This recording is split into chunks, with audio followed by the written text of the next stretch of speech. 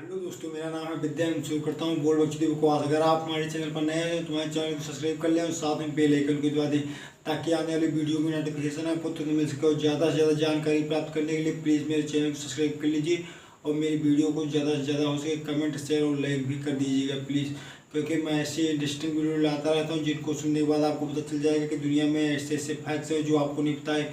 अगर आप फैक्ट जानने के लिए शौकीन हैं तो प्लीज़ मेरे चैनल को सब्सक्राइब कर लीजिए, क्योंकि मैं ऐसे फैक्ट आपको बताऊंगा जिनको आप सुनने के बाद आपको पता चल जाएगा कि दुनिया में ऐसे ऐसे फैक्ट हैं जो आपको नहीं पता। तो बात करेंगे नंबर 1 की। क्या आपको पता है दुनिया में एक देश ऐसा भी है जहाँ इसकी कोई राजधानी नहीं है? जी हाँ, एक देश ऐसा भी है जिसकी कोई राजधानी है। उस देश का नाम है नारू देश। जी हाँ, नारू देश की कोई राजधानी नहीं है। तो आप समझ गए ना कि एक देश ऐसा भी है जिसकी कोई राजधानी नहीं है। बात करेंगे नंबर 2 की। क्या आपको पता है कि टेंशन के बारे में? जी हाँ, टेंशन के बारे में एक फैक्ट यह है कि अगर आप ज़्यादा टेंशन लेते हैं तो आपका टेंशन कुछ मिनट के लिए आपका दिमाग बंद कर देती है। जी हाँ, टेंशन आपका दिमाग कुछ मिनट के लिए बंद कर देती है। तो आप समझ सकते हैं कि ज़्यादा टेंशन नहीं लेना चाहिए।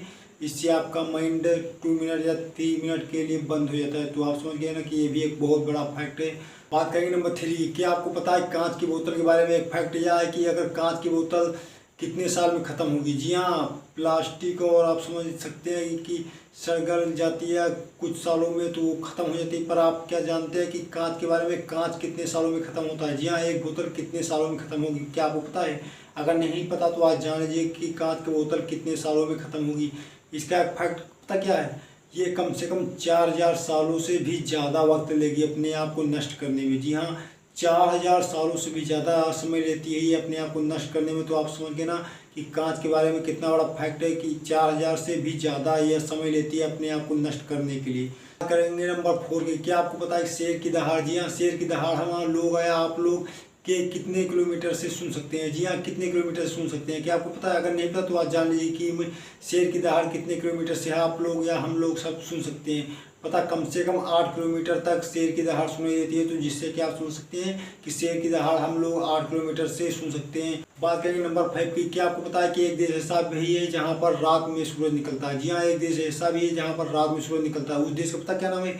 उस देश का नाम है नॉर्वे। जी हाँ, नॉर्वे देश में आधी रात को भी सूरज निकल आता। तो ये आप समझ सकते हैं कि दुनिया में ऐसे ऐसे फैक्ट हैं कि यार हम लोगों को पता ही नहीं है। जब पता चलता है तो सुनने में अजीब लगता है कि ये भी हो सकता है। तो आप समझ सकते हैं कि दुनिया में कितने फैक्टों से दुनिया भरी पड़ी है यार। अगर आप फैक्ट जानने के शौकीन हैं तो प्लीज़ मेरे चैनल को सब्सक्राइब कर लीजिएगा, क्योंकि मैं ऐसी इंटरेस्टिंग वीडियो लाता रहता हूँ जो आपके लिए हेल्पफुल साबित हो सकती हैं कि आपको पता चल जाएगा कि दुनिया में ऐसे ऐसे फैक्ट हैं।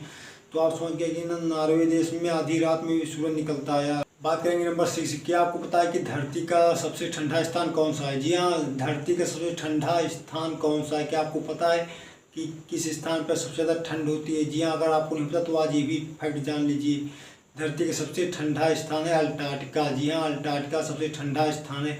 वहाँ का टेम्परेचर पता कितना है? वहाँ का टेम्परेचर है 93.2 डिग्री। जी हाँ, 93.2 डिग्री वहाँ का तापमान है, जिससे कि आप समझ सकते हो वो भी माइनस में है। तो आप समझ सकते हैं कि वहाँ का कितना तापमान है। सबसे ज़्यादा ठंड अगर कहीं होती है तो वो अंटार्कटिका महाद्वीप में होती है। वहाँ पर सिर्फ पेंगुइन रहती हैं और कुछ नहीं रहता। तो आप समझ गए ना कि सबसे ज़्यादा ठंड कहाँ होती है? सबसे ज़्यादा ठंड अंटार्कटिका महाद्वीप में होती है। बात करेंगे नंबर 7 की। क्या आपको पता है कि समुद्र का सबसे गहरा भाग कौन सा है? जी हाँ, दुनिया में जितने भी समुद्र हैं उनका सबसे गहरा भाग कौन सा? क्या आपको पता है? अगर आपको नहीं पता तो आज ये भी फैक्ट जान लीजिए कि समुद्र गहरा तो होता है पर उसका सबसे ज़्यादा कौन सा भाग गहरा है? क्या आपको पता है? अगर आपको नहीं पता तो आज वो भी फैक्ट जान लीजिए कि समुद्र का सबसे गहरा भाग कौन सा होता है। उसको पता क्या कहते हैं? उसको कहते हैं मरियाना ट्रेंच। जी हाँ, मरियाना ट्रेंच कहते हैं। वो भी पता कितना? 35,793 फीट गहरा होता है। जी हाँ, इतना गहरा होता है जिससे आप समझ सकते हैं कि सबसे गहरा भाग वही होता है। उससे गहरा और कोई भी समुद्र में कोई भाग नहीं होता। तो इससे आप समझ गए कि ना ये हर समुद्र में पाया जाता है। तो आप समझ सकते हैं कि हर समुद्र में इतनी गहराई है जितनी मैंने बताई है। तो आप समझ गए ना कि समुद्र में सबसे गहरा भाग कौन सा होता है। ये फैक्ट बहुत कमाल का है यार दोस्त। अगर अच्छा लगा हो तो इसके लिए एक लाइक ठोक दो प्लीज़। बात करेंगे नंबर 8 की। क्या आपको पता है कि युद्ध कलाओं का? जी हाँ, युद्ध कलाओं का विकास किस देश में हुआ सबसे पहले? क्या आपको पता है? युद्ध कलाओं का विकास सबसे पहले पता किस देश में हुआ? सबसे पहले इंडिया में हुआ। जी हाँ, अपने देश में युद्ध कलाओं का सबसे पहले विकास हुआ, जिससे कि आप समझ सकते हैं। और ये पूरे एशिया में पता किस तरह फैला? बौद्ध प्रचारक जो थे, जी हाँ, जो बौद्ध प्रचारक थे उनके द्वारा पूरे एशिया में फैल गया युद्ध कलाएँ। तो तो इससे आप समझ सकते हैं कि सबसे पहले युद्ध कलाओं का जो आविष्कार हुआ था एक बार समझ सकते हैं तो वो इंडिया में हुआ था। तो इंडिया में भी बहुत पहले से युद्ध कलाएँ सीखी जाती थी, जिससे कि आप समझ सकते हैं कि इंडिया में बहुत आगे, युद्ध में बहुत आगे था कभी।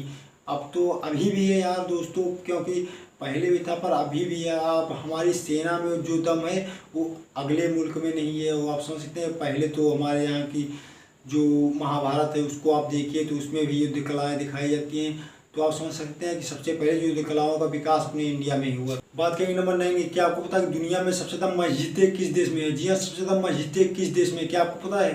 किसी भी मुस्लिम देश में इतनी मस्जिदें नहीं जितनी अपने इंडिया में है। तो इससे आप समझ सकते हैं कि सबसे ज़्यादा मस्जिदें जो हैं वे अपने इंडिया में, इंडिया में कम से कम 3 लाख से भी ज़्यादा मस्जिदें हैं। तो जिससे कि आप समझ सकते हैं इतनी मस्जिदें किसी मुस्लिम देश में नहीं है जितनी इंडिया में। तो आप समझ सकते हैं कि इंडिया में सबसे ज़्यादा विश्व की सबसे ज़्यादा मस्जिदें हैं। तो इससे आप समझ सकते हैं कि इंडिया में मुस्लिम कितनी जनसंख्या है।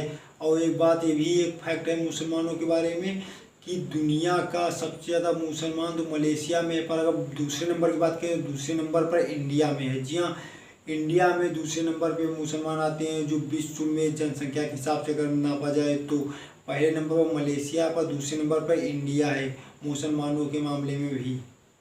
बात करेंगे नंबर 10 की, क्या आपको पता है कि इंडिया में कितने धर्मों का, जी हाँ, कितने धर्मों का जन्म हुआ? क्या आपको पता? अगर नहीं पता तो आज ये भी फैक्ट जान लीजिए। इंडिया में 4 धर्मों का जन्म हुआ। जी हाँ, 4 धर्मों का जन्म हुआ इंडिया में। वो भी पता किन किन धर्मों का? सबसे पहले तो हिंदू, जैन, बौद्ध, सिख। जी हाँ, इन 4 धर्मों का अगर जन्म की बात करें तो ये इंडिया में ही सबसे पहले पैदा हुए।